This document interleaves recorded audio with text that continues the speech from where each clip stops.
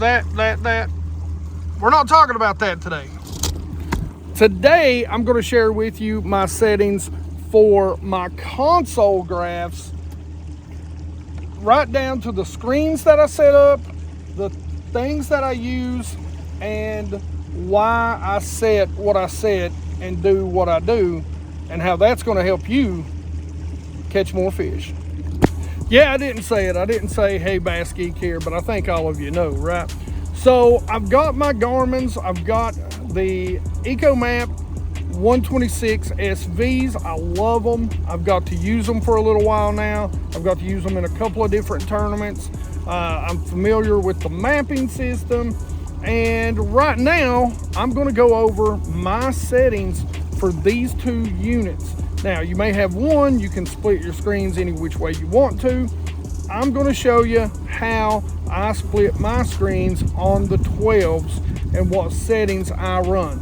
These should be pretty comparable to the same if you're on 9s, 10s, you know, whatever else is out there. That is, if you can hear me for all the wind. All right, guys, the very first thing I want to talk to you about is the home screens, right?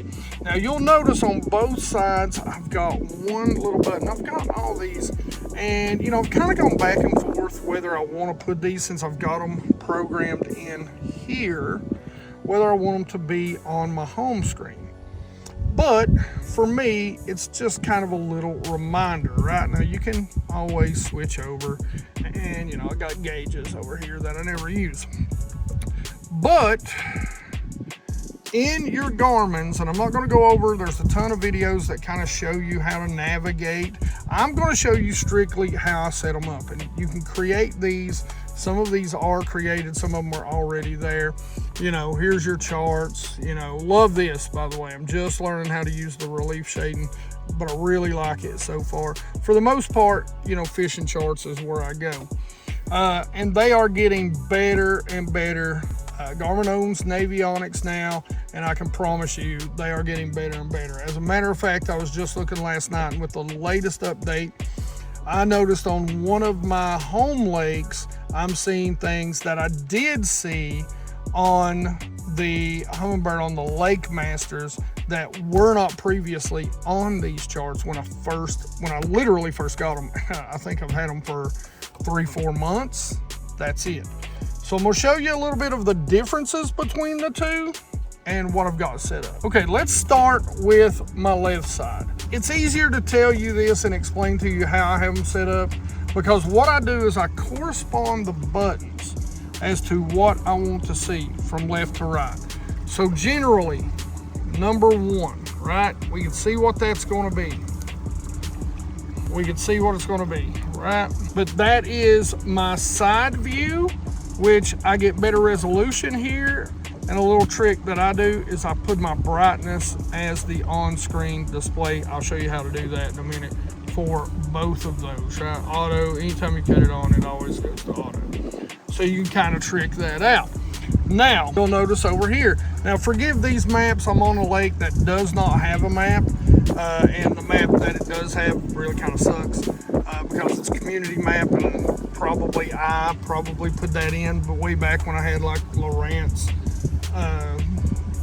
Gen 1.5 something or HDS or something. I'm making a new map for this lake. That's what I like. I like to have my map here, my 2D sonar here, my side image in there. This is my primary setup, okay? This is my primary setup. If I'm graphing, this is where I'm at. We'll talk about frequencies in just a minute. Chirp is a big deal. Always run chirp. You're going to see more better. And that's a video that's coming out later. We'll talk about what chirp is and what it does. Just understand it's the difference between one frequency and multi-frequencies. So chirp is something that you should be running to get a clearer picture. Okay, let's go back to home on both of these. And like I said, you can see I've got some things that I like to correspond. So let's say we're running number 2 here, number 2 here. Sometimes I may want to move this around. I may want to just go side imaging, but I'll tell you why I have number 2 set here, and I'll explain this because I want to. The reason why I have these 2 set is because I want to be able to compare. I keep the gain down just a little bit on this, 79, so that if I see something down here, I know it's good, and I can see the arches up there. Over here, now I'm going to show you a little something. I'm going to explain to you why I do what I do on this side of the graph. Let me find a drop off. I live in the mountains. Hello, mountains. And everything on the bottom of my lake looks just like that. So when I'm running where I want to be, right here, sometimes what happens, because it's all good and great for you guys that live on flat lakes, and I would highly recommend keeping your depth or your ranges, as they say, on manual, set manually. But as you can see, for me, it don't always work, because we can go from 21 foot, as I'm going to show you here in just a second, and we can drop straight off, right? Like, it doesn't look like a whole big deal up here, but I'll show you. Who knows, we might even see some bass too.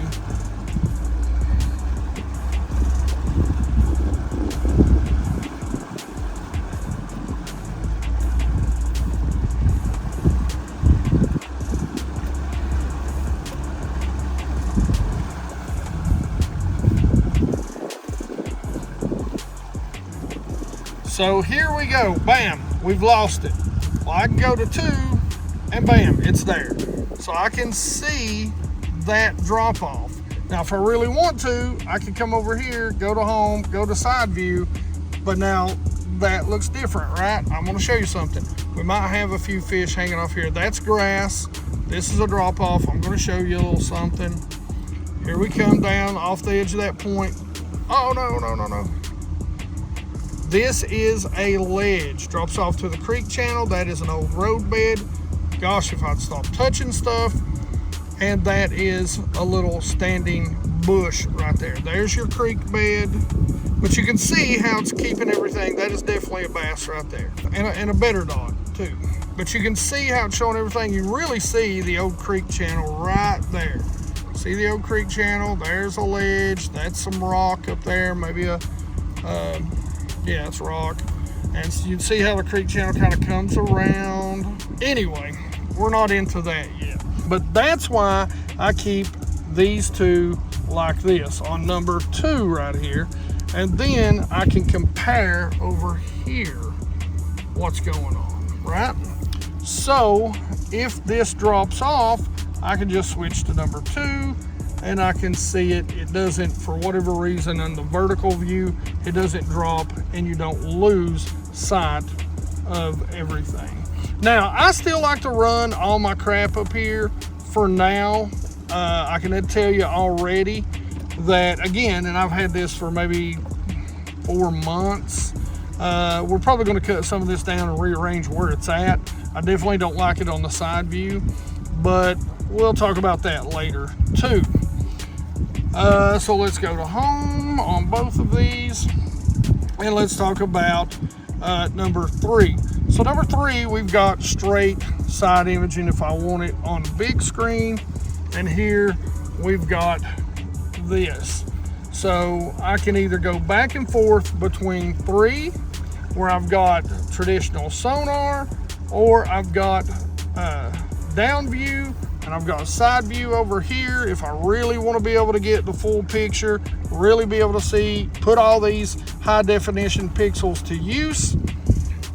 And come over here, I can actually flip back up to 2, and then I get all my map and everything, and we can use it in conjunction. So it gives you options. This is the setup, and there's a lay down, little brush pile over here. Summer's right back there. Yeah. So a couple of trees down right there. Looks like some bait fish, maybe some some bass in there, probably some bait fish. So again, it gives me options to be able to go through, and I can quickly press and get to what I need. Now 4 is when I'm up on plane. So now, one thing I love about this, man, they did a great job putting this in. I can see at least bottom. I'm not gonna see fish in my 2D, but I'm gonna see bottom running at, I think it was 54 miles per hour. So that's pretty dang incredible that you can see bottom. And then of course, you know, to navigate, I just, you know, zoom out a little bit and I can tell where I'm going, right? So that is my on plane setup right there. Now you guys can do anything that you want. I'm just showing you kind of how I organize things on my graph. So I put everything up top that I tend to use. Now here is these 2 icons, and why do I have them on top? Well, the reason why I have these 2 as really in the first position is for this reason right here. Let's say I wanted to go down this bank, or it was a bluff, and I just really didn't need the other side. I knew that there's nothing over here, and I just want to see what's over here, and I want it full screen.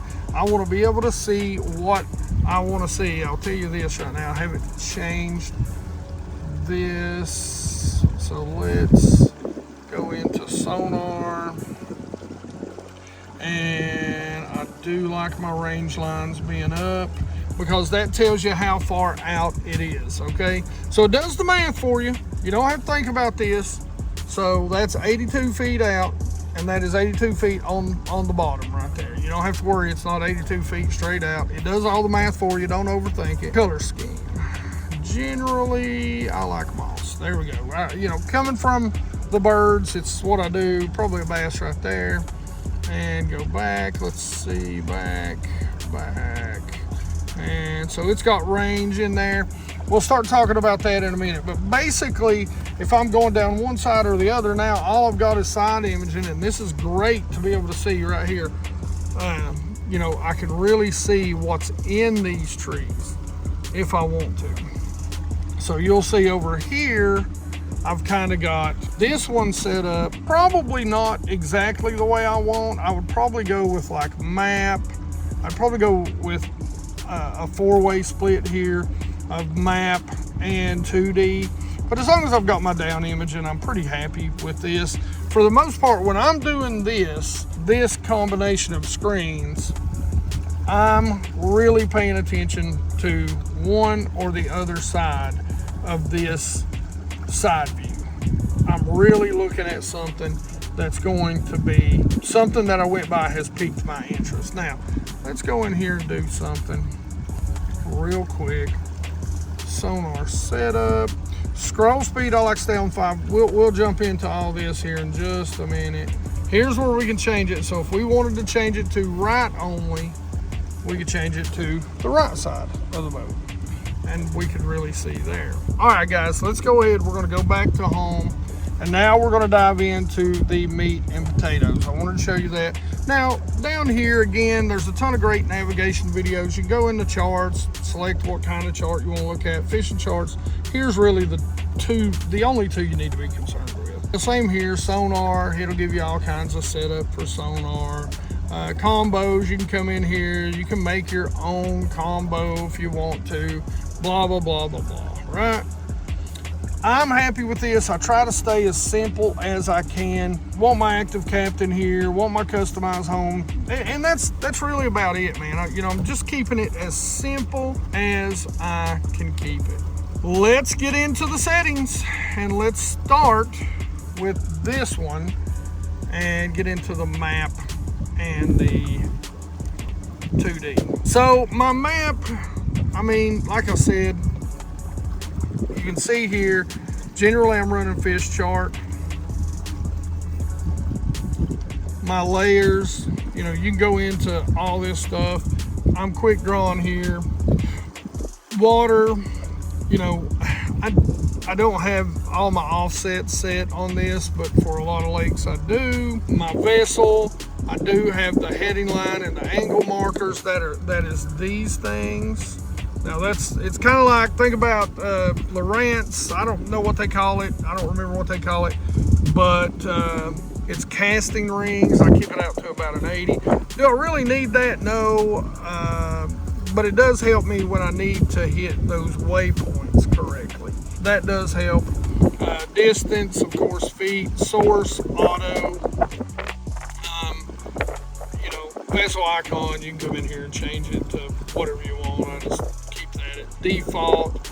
You know, don't put any roses on there. User data, you know, all this stuff, if you're making this, is going to be there. Other vessels, you know, I pretty much leave any and all of this pretty much default, other than the water and, you know, your relief shading and sonar imagery and that sort of stuff. Fishing contours, your depth shading, if you want to make it, you know, so that it's showing a certain depth or, you know, danger in the shallow range. This is where you're going to come do that. We'll do a video on that a little bit later. Right now, like I said, I want to get into more of the meat and potatoes, and when it comes to the sonar, that's where we're going to get. This is where we're going to talk about how to catch fish, how to see fish. That's a brush pile back there. And here we go. So gain. Now again, I keep my gain on the screen. And anytime you restart, it's going to come up and be auto. So, you know, you want to adjust it. But I'll tell you right now, I run my gain somewhere in about right there. About 75, 76, depending on the water clarity. This water is super clear. If it's a dirtier lake, I'll run it down a little bit on my console. A little different up there. We'll do a video on those two later. But right here, basically what I'm doing is I want this to be able to tell me when I see over here these dots, if they are shad, those are obviously shad, or if they're bass, if they're a good arch, and if they're a good fish. So I keep my gain down just a little bit. But let's go back into menu. All right, traditional sonar frequency. Generally, we keep that on chirp. It's a 19-degree bandwidth.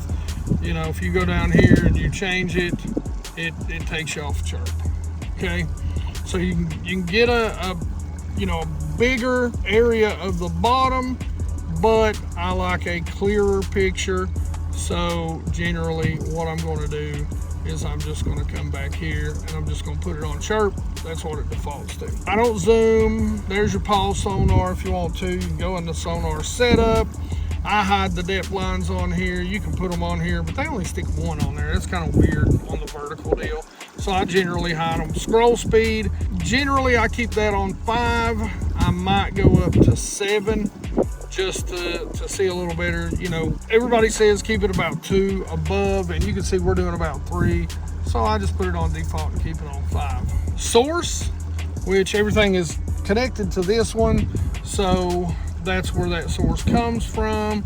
Appearance, here's where you can, you know, turn on things like, you know, hard edge, your A scope, which for anybody that don't know what an A scope is, it literally is kind of like a flasher, and it's going to show you exactly what is in the water. Now that's good. Again, up there, I don't really need that back here. Pick advance. Really, I'll be honest with you, I've never used it. I have no clue what that is. Well, you know, I'm still learning. Fish symbols, always leave that off. Learn how to tell what an arch is. Right there's a good fish. Right there is why I keep it where it's at. See, that's a decent little bass right there. So I always keep the fish symbols off. Learn what arches look like. Fish symbols will lie to you if there is debris in the water. Data overlay. This is where you can come in. You can, you know, take off the voltage, take off the depth, the speed. You know, if you got that in one place, that's fine. Water temp and time of day. So you can take it off, leave it, adjust however you want. Advanced. So here's advanced. TVG, I will tell you, I like that at low, and what that means is basically TVG tries to keep everything the same size, but you can better tell how big things are, how big bass are with it off, in my opinion. Color gain is on default. Now you can change that, and you can see it darkens it up. Default works just fine. You may change that at, certain areas, again, depending on how things are. Bottom search limit, we just keep it on auto. I mean, because sometimes we're in close to 300 foot, depending on where we're at. Surface noise, I let it show just in case there's something up there. Sometimes shad can be seen. Interference we keep to low. That's pretty much that. Sonar recording, you can record, a bit of your sonar to a memory card, which is pretty cool if you see something pretty neat. But other than that, I mean, that's pretty much it. Straightforward.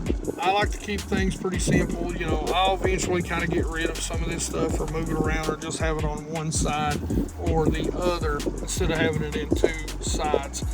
That's kind of how I set up these, at least so far. So now let's move over to this. You can see there's some shad floating around out here. Let's go ahead and let's jump into menu. Let's talk about the side view settings first. Now, side view, you can see I keep my contrast at about 51. Now, this is a hard bottom clear lake. You may adjust that based on watercolor. Remember, guys, it's never a set and forget, man. Do not set and forget your deals. Be a button pusher, tweak it. You'll get to the point where you know what you like. So, you see it. You can see what I'm running right now. Now, this is the 800. There's a reason why I run 800. Rarely do I ever run the Mega or the 12, and I'll show you what I'm saying. So we're running that at about an 86 right now, so that could probably go up just a little bit. You see you're getting some dark spots, but you see how that comes up, and it's this lake, most of the lakes I fish are really hard bottom. So frequency, here's your your 1000, whatever it is, whatever you want to call it. Now that shortens your range up. You're going to get a lot of good separation, but I'll show you something that I don't like. You see that? It blows out one side, and when you get one side adjusted to where it's halfway decent, it darkens out the other. Now you can come in to your side view and you can go to contrast, but as you can see, I mean, it just again starts to blow one side out, so it doesn't really help that much. So on lakes like I'm fishing here, generally that's going to be my settings. I'm generally not going to use that. And you got to remember, so your mega frequency, the range on that is going to be shorter than the 800, and the 800 is going to be shorter than the 455.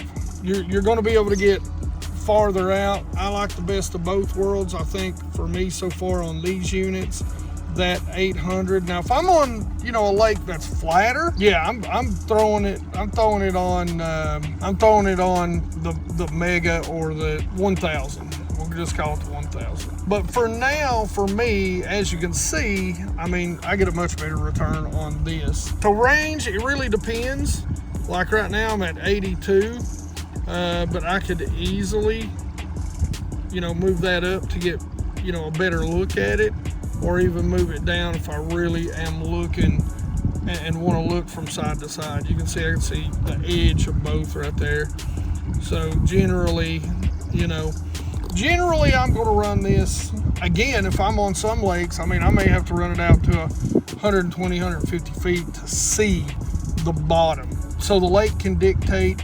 If you're out on flats, you see the road bed right there, that's the road bed, that's the old bank or embankment that they dug out. And what you can't see right there is that is actually the old road bed, and it drops off into the creek channel. Let's go on back. There's a lay down. And so let's say if I wanted that to be a little bit brighter, I just come in here, cut that brightness up just a little bit to get a little bit better look at it. Let's jump back in the menu, side view. Don't use zoom. Guys, I mean, I'll literally go from like 20 to 115 at times. Pulse sonar, of course not. You can record if you want to. You can turn on or off the sonar. So is it transmitting? It's disabled. Sonar setup. Again, sort of the same thing. You know, depth lines, I keep them hidden. You know, scroll speed at a 5. On-screen control brightness. Range lines show. I do like my range lines. Color scheme, I like moss, but there's a lot of good other color schemes in there. Source, it's built in since it's attached. Data overlays, you can see my overlays right now. I've got everything on. Sonar recording, again, advanced. You know, again, everything's low. Bottom search limit, I keep on auto. Interference low. Installation. You know, transducer modules. You can see all this stuff. It's basic setup stuff. I know what you guys are here for. You know, and here you can restore defaults, right? You can flip it. You know, for some reason you're crazy and you like your right to be your left to be your right. But that is the settings for my side view. And, you know, it pretty much carries right over, really and truthfully, with the settings. You know, contrast I keep a little bit higher on the bottom. Brightness, you can see again 85. Frequency, now I run 455. I'm looking for bass. Now if they're stuck on the bottom, I'll go up to 800. If I'm going over, I'll show you some trees over here. I'll go up to that 1000 range. But for the most part, that's only when I'm really looking through brush piles and that sort of stuff. I really want that separation. But for the most part, like, this is what most of the bottom looks like. And so for the most part, I can see bass on that even at 455. Range, I keep at auto. Zoom, no zoom. Pulse sonar. Sonar transmit. Pause, let's see. Sonar setup, again 5. I don't do the depth lines. You can see it puts one stupid line on there. It don't really work. I don't understand that. On screen is brightness. Color scheme is moss. Source is built in. That overlay, you can see I've got pretty much everything. Stop sonar advanced. Interference low. Show surface noise low and auto. That's pretty much it right there. Now I will say, this would be a time when I would want to go over to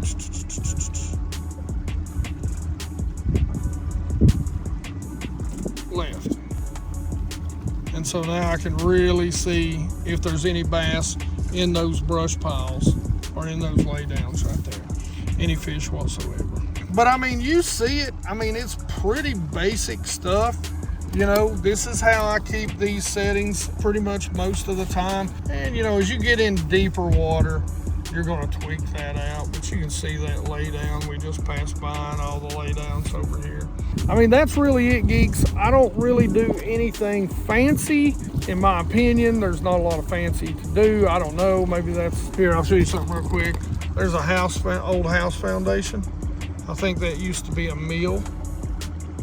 So you can see that pretty good on side imaging. Let's see, I might be able to show you, there's some more debris. I think maybe that was the mill. You can see some of it over here. I might be able to show you there's a old like bridge, like old, not like a big bridge, like a little single car bridge. We'll crank it out to about 97 feet. See if we can see it on here for you real quick. Yep, there it is. So that's actually the guardrails. The bridge and the road comes right across, and you can actually see the guardrail. You can see it a little bit better in the shadow. The actual rails are still there. So pretty cool little deal. The creek that runs underneath it. So pretty neat. Pretty much that. I mean, that's it. Like I've used Lowrances. I've used Humminbirds. I've used both of those for years. Now I'm, using Garmin's. And I have to say, man, I'm super impressed with the Garmin so far. I don't feel like I'm missing a thing when it comes to these new Garmin, EcoMap 126s. 12s are, if you can afford it, the way to go. But if not, there's a ton of different options out there. I always say, guys, graphs are hugely important for us weekend warriors because they help us eliminate water so fast. I like fishing, but I love catching, and that's why I love these. Here's the other side of that. Let's see it a little bit better. You really see the guardrail right there.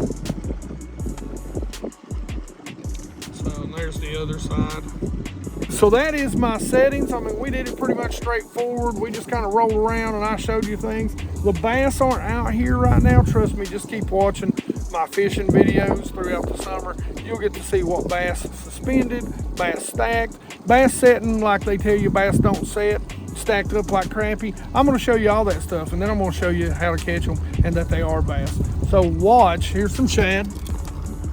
Bowl of shad. Well, those are probably small thread fin because they're tiny dots. Now, see, you kind of see some dot separation in that one. So that may be bigger, a little bit bigger shad. As always, hopefully you can still hear me because of the wind. Questions, comments in the comment section below. You guys know I love to talk about fishing with you. Like it if you like it. Don't forget to subscribe. Make sure you guys ring that bell. 100% Watch Squad. Guys, you make this channel grow. Join that 100% Watch Squad. Ring that bell. And as always, you geeks rock.